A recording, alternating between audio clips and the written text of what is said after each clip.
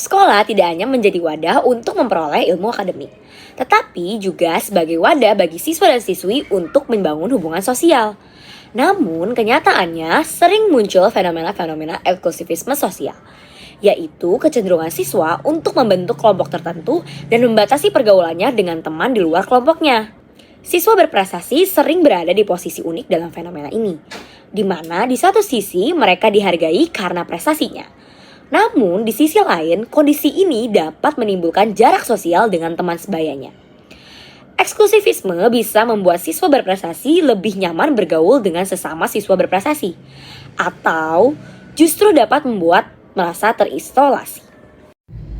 Nah, selain itu, fenomena eksklusivisme sosial di sekolah juga berpotensi mempengaruhi aspek psikologis serta pembentukan identitas siswa berprestasi. Ketika mereka merasa terisolasi dari kelompok lain, dapat timbul perasaan tertekan, kesepian, bahkan anggapan bahwa pencapaian akademik mereka justru menjadi penghalang dalam memperluas pergaulan. Namun, ada pula yang menilai eksklusivisme sebagai cara menjaga diri dari dampak negatif pertemanan. Sekarang sudah bersama narasumber pertama. Boleh perkenalkan diri terlebih dahulu? Perkenalkan, nama saya Stefano Max dari kelas 11D. Oke, saya akan langsung ke pertanyaan pertama. Menurut Max, bagaimana dampak eksklusivisme sosial terhadap pola interaksi sosial siswa berprestasi dengan teman pribadi? Jadi menurut saya sendiri, adanya eksklusivisme ini bisa menghambat pola pertemanan atau pola interaksi di sekolah. Nah, karena misalnya ada yang merasa eksklusif, itu di lingkungan sekolah ini bisa terjadi atau terbentuknya kelompok-kelompok pertemanan. Oke, terima kasih. Lalu, bagaimana persepsi siswa berprestasi terhadap eksklusivisme sosial di lingkungan sekolah?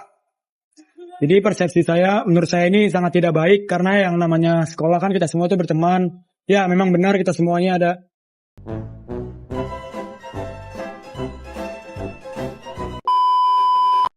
Kita semua itu saingan, tetapi bukan berarti kita itu bisa merasa eksklusif dibanding murid-murid yang lainnya karena semua itu teman. Ya, benar. Lalu terakhir, faktor apa saja yang menyebabkan munculnya sikap eksklusivisme sosial di kalangan siswa berprestasi? Biasanya faktor-faktor itu yang menyebabkan itu biasanya kalau misalnya ada kelompok A dan kelompok B itu mereka itu bersaing nilai. Nah, jadi kelompok A itu hanya membantu teman sekelompoknya aja dan kelompok B itu cuma membantu teman sekelompoknya aja. Nah, kalau misalnya mereka jadi sekelompok nih, ada kerja kelompok, nah itu biasanya mereka jadi individualisme, jadi gak mau bekerja sama karena itu mereka merasa tuh mereka tuh berbeda kelompok gitu. Oke, terima kasih Max. Oke, di sini kita sudah bersama dengan narasumber kita yaitu Abi.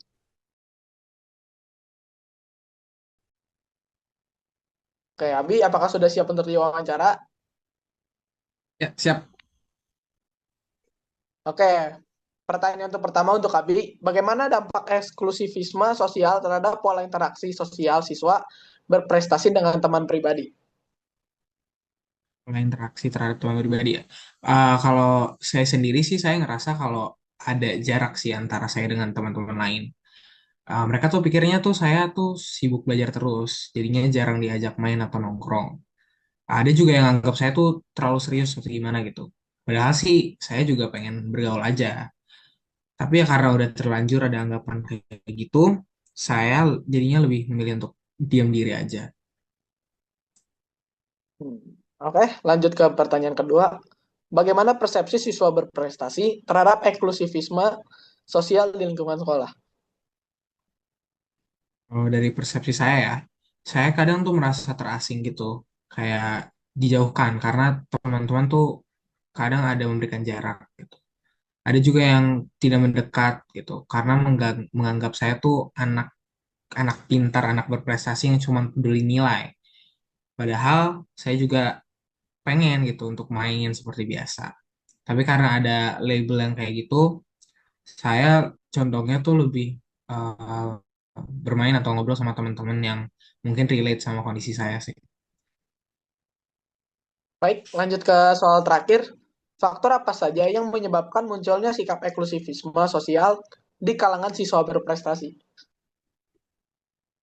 Kalau menurut saya faktor utama dari eksklusivisme sendiri itu tuh adanya stereotip gitu. Jadinya banyak, kalau dari kasus saya ya, banyak teman yang nganggep itu tuh siswa berprestasi tuh sifatnya sombong atau pilih-pilih teman. Padahal kan nggak selalu begitu ya. Tapi karena ya udah ada anggapan kayak gitu, jadinya siswa berprestasi tuh lebih memilih untuk bergaul dengan kelompok kecilnya atau yang teman-teman yang tadi saya juga seperti bilang tadi relate sama kondisinya sih. Baik, itu saja pertanyaan dari saya. Terima kasih, Abi. Oke, di sini kita sudah bersama dengan narasumber ketiga kita, yaitu ada Ebi dari kelas 11D. Oke, lanjut aja langsung ke pertanyaan pertama.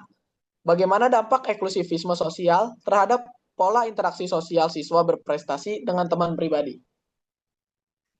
Oke, kalau menurut saya pribadi dampak dari eksklusif eh, eksklusivisme sosial itu kalau dari saya itu saya jadi jauh lebih dekat dari teman-teman yang tertentu aja ya karena dari saya tuh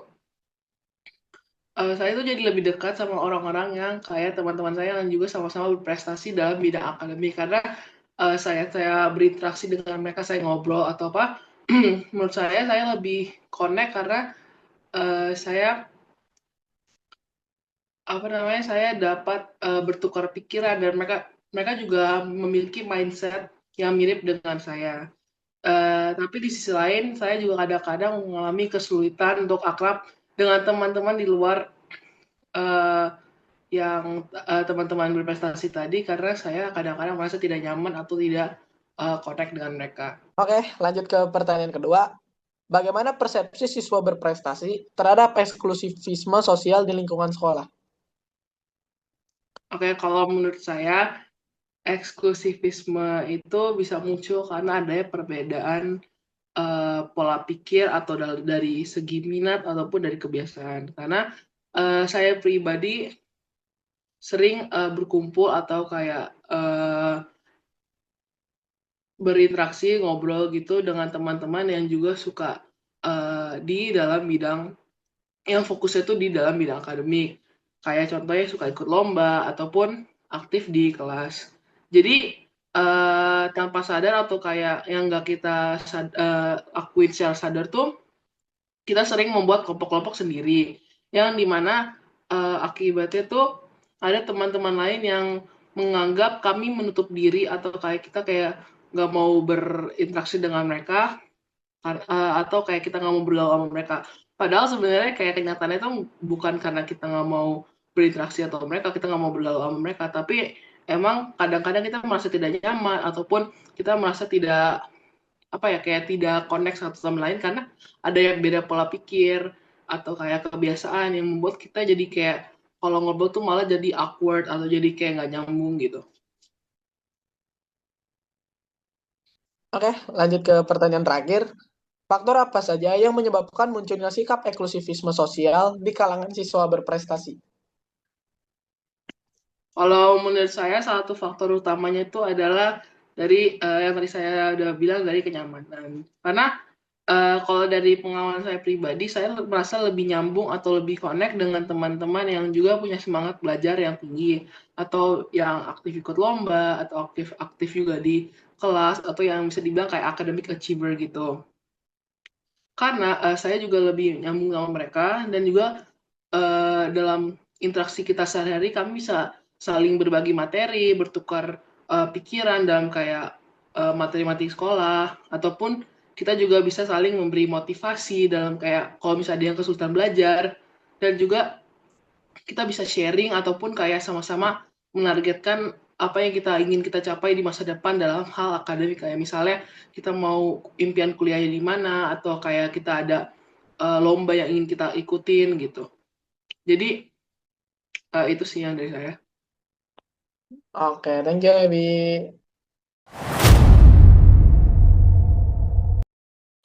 Dari jawaban responden, dapat disimpulkan bahwa siswa berprestasi memaknai eksklusivisme sosial sebagai fenomena yang ambivalen.